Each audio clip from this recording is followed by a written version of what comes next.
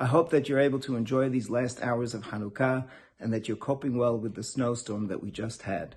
This week we read Parashat Mikess. It's the story of the great plan, the plan of Yosef to bring his brother Binyamin, his younger brother, down to Egypt. And at first, the beginning of the parasha, Yosef tells them, you are miragelim, and you are spies.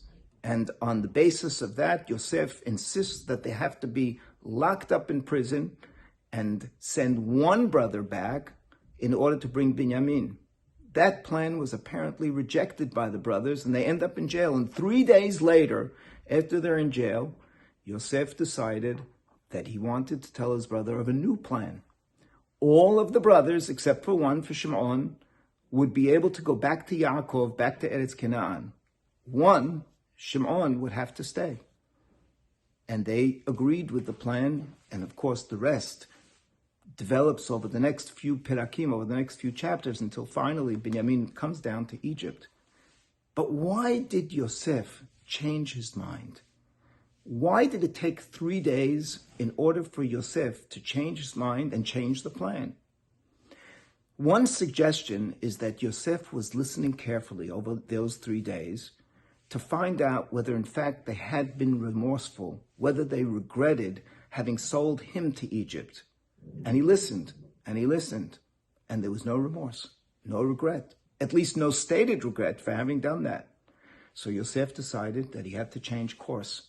And he said, maybe if I try a different method, I'll be able to extract from them some level of remorse and some level of regret. So I'll know that I could turn the page in this terrible history that we've all had. Well, he does that, and he says, you can send all of you back to Egypt except for one.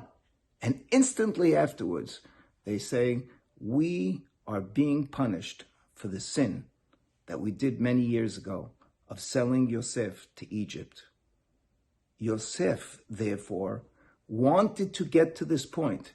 At first, he thought 3 days in jail would get them there. But when he saw that the remorse was not forthcoming, he went in a new direction, and that direction yielded the results that Yosef was looking for.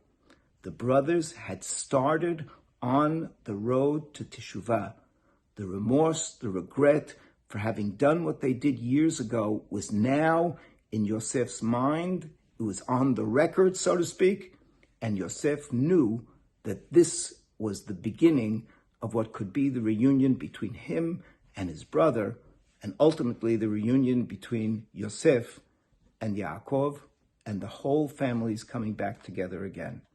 It's that moment in time when there was the beginning of remorse, the beginning of regret, that changed the whole history of Yaakov and his family.